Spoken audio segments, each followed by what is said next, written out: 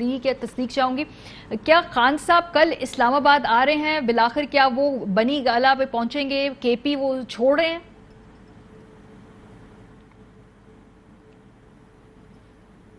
फवाद साहब की अगर आवाज हमें ना, मेरा ख्याल है मोस्ट म्यूट पे है, इसको फिक्स कर लें। जी जी जी, सॉरी। जी फवाद खान जी साहब आ रहे कल हैं कल? मारिया, हाँ आ रहे हैं जी, बिल्कुल कल जो है वो आ जाएंगे। और कोर कमेटी की मीटिंग भी इधर बनीगाला में इस्लामाबाद में ही तलब की गई है। ठीक है, आपसे कुछ देर पहले 8 बजे राना सनाउल्लाह साहब इंटरव्यू दे रहे थे और उन्होंने कहा कि हम देखेंगे कि वो खैबर पख्तूनख्वा से कैसे निकलेंगे। सो बहरहाल हुकूमत ने एटलीस्ट राना सनाउल्लाह साहब की लेवल तक कहा है कि केपी से उनको नहीं आने दिया जाएगा। तो फिर तो ये सुप्रीम कोर्ट को देखना चाहिए कि अगर मुल्क का वजीर दाखिला धमकियां दे रहा है और ये कह रहा है कि मैं आने नहीं दूंगा, और हम देखेंगे कि एक सूबे से दूसरे सूबे में ट्रैवल कैसे हो सकता है, तो इन धमकियों का नोटिस ज़ाहिर है हुकूमत तो नहीं लेगी। अगर अगर आपने इस मुल्क में इस तरह से ही करना है कि बदमाशी से मामला चलाने हैं और आपने बुनियादी तौर के ऊपर मुल्क को एक समझें कि बना देना है कि एक बदमाशों का अखाड़ा बना देना है, तो फिर तो मुल्क में जाहिर है कि हालात बेहतर नहीं होंगे। This is up to Supreme Court now, जिन्होंने पहले ही ऑर्डर जारी किया कि एक जो उन्होंने उसमें ले डाउन किया है कि क्या क्या हो सकता है, उसको भी हुकूमत ने नहीं माना। और जिस तरह से आंसू गैस शेलिंग्स हुई, जिस तरह लोगों को उठाया गया, अभी तक हम उम्मीद कर रहे हैं कि सुप्रीम कोर्ट उस चीज़ को भी देखेगी। और अब अगर आज उन्होंने ये बात गुफ्तगू की है तो ये भी सुप्रीम कोर्ट को नोटिस में आनी चाहिए। जो ये लॉन्ग मार्च के हवाले से खान साहब बिल्डअप कर रहे थे कि आज के होने वाले जलसे में एटलीस्ट कोई इस हवाले से बात करेंगे, कोई सब्सटैंशियल प्लान इस वक्त पाकिस्तान तहरीक इंसाफ ने इस हवाले से नहीं दिया है। तो क्या हम ये समझें कि इस वक्त लॉन्ग मार्च एक गैर मुअय्यना मुद्दत तक मुलतवी है? देखिए मारिया, इसमें ना जो लॉन्ग मार्च के ऊपर प्रॉब्लमेटिक एरियाज हैं, इशू ये है कि अगर हम एक पूरा ये करें कि आप समझें कि हम मायूसी हो जाएं हर चीज से और एक लोगों को लेके इस्लामाबाद पे आ जाएं, उसके नतीजे में जो हमने तजुर्बा है, हमारी पीटीआई हम कोई शिद्दत पसंद मजहबी जमातों की तरह नहीं है, ना ही हमारा जेयूआई की तरह कोई मिलिटेंट विंग है। हमारे जो ज्यादातर एहतजाज में औरतें आती हैं, बच्चे आते हैं और हमारी मिडिल क्लास की पार्टी है। अब या तो देखिए हम अपनी नौयत चेंज करें, अपने मिलिटेंट विंग्स क्रिएट करें और हम जो है वो असले लेके चढ़ दौड़े। हम चाहते हैं ये नहीं है, क्योंकि हम वाहिद पाकिस्तान की मिडिल क्लास की पार्टी है, वाहिद पाकिस्तान की वफाकी पार्टी है। अगर आप रियासत के कुछ जो लोग हैं, जो जिम्मेदारान, अगर सबसे बड़ी वफाकी जमात को धकेल दे दीवार की तरफ और ये समझेंगे नहीं कि ऐसे ही आप कब्जा कर सकते हैं। कल एप्सोस के ऊपर आपने पूरा एक सेगमेंट किया है उनके सर्वे के ऊपर, और ये सर्वे हुआ है ये तेल की कीमतें बढ़ाने से पहले, बिल्कुल, जो पहली दफा 30 रुपए बढ़ाई है उससे भी पहले ये सर्वे किया है।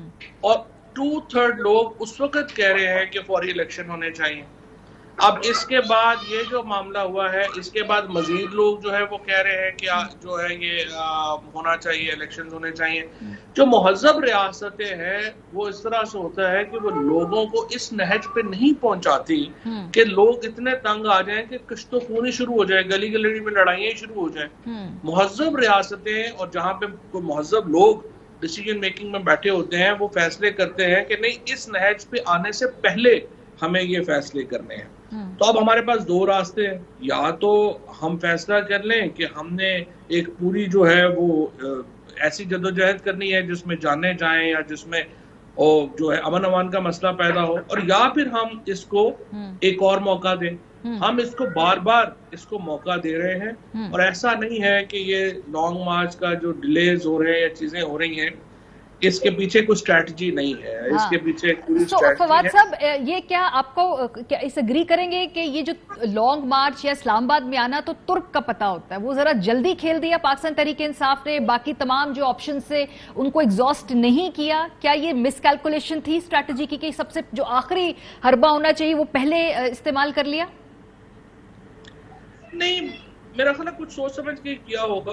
और जो गुफ्तगू हो रही थी, क्योंकि ये जो आखिरी राउंड हुआ उसमें मैं शामिल नहीं था, लेकिन जो तासुर मुझे मिला बाद में वो यही था कि मामला काफ़ी हद तक तय पा रहे थे या पा चुके थे और मामला जो है वो इलेक्शंस की तरफ ही जो है वो जा रहे थे। देखिए इस वक्त जो मामला है पाकिस्तान का, जैसे श्रीलंका का जो बहरान था वो मुआशी बहरान था, पाकिस्तान में जो मुआशी बहरान है ये सियासी बहरान की वजह से है। सो अगर तो कोई अक्लमंदी वाली बात हो तो उसमें तो फिर जाहिर है कि आपने ये फैसला करना है और सोचना है कि आपने सियासी बहरान का हल करना है। अल्टीमेटली आप देखें, अगर इस वक्त आप प्योरली देखें, नॉट पीटीआई का नुक्ता नजर तो ये है कि फौरी इलेक्शन होने चाहिए, लेकिन अगर आप तज्जिया करने बैठे तो पीटीआई को क्या नुकसान है इस वक्त जिस तरीके से मामला चल रहे हैं। 4 महीने ये और हुकूमत कर लें और इनका तो लोग जो है इनके कपड़े फाड़ेंगे। पीपल्स पार्टी सिर्फ एंजॉय कर रही है मामला को, लेकिन अगर आप गौर से देखें इनका जो नून लीग का भी और किसी हद तक मैं समझता हूँ एमकेएम का भी, जो अर्बन पॉलिटिक्स करते हैं और जिनका एक मामला है, उनका तो हशर नशर हो गया। तो हमें क्या फर्क पड़ता है कि लेकिन फिर फवाद साहब अभी भी आप खान साहब इलेक्शन मांग रहे हैं, आज के भी जो खिताब था उसमें इलेक्शन की बात की। अब इस वक्त चेस बोर्ड पे अगर हम आ जाएं तो वफाक के अंदर आपके इस्तीफे बैच वाइज मंजूर करने की बात कर रही है इस वक्त हुकूमत। पंजाब के अंदर जैसी तैसी भी हुकूमत है इस वक्त, हमजा शहबाज साहब सीएम है, चाहे वो आप समझे कि इलेक्शन कमीशन की उसकी वजह से, बायसनेस की वजह से, लेकिन हार्ड कोर फैक्ट्स हैं कि वहां पे भी हुकूमत है। लॉन्ग मार्च आप लोग कर नहीं रहे हैं, तो फिर आपकी पूरी स्ट्रैटेजी का दारोमदार क्या फिर न्यूट्रल्स पे है कि भाई न्यूट्रल्स अपना माइंड चेंज करेंगे तो कुछ होगा? क्योंकि सियासी जमातें तो फिलहाल जो खड़ी हैं वो बहुत क्लियर पोजीशन है। देखो, अगर तो एक आइडियल सिचुएशन हो तो उसमें तो सियासी जमातों को आपस में गुफ्तगू करनी चाहिए और किसी सोल्यूशन के ऊपर पहुंचना चाहिए। अनफॉर्चुनेटली पाकिस्तान में, दुनिया में थिंक टैंक्स होते हैं, इदारे होते हैं जो कि पॉलिटिकल पार्टीज को भी बहरहाल आखिर वक्त तक एंगेज रखते हैं, करवाते हैं। क्रॉस पार्टी उनके अपने ग्रुप्स भी होते हैं।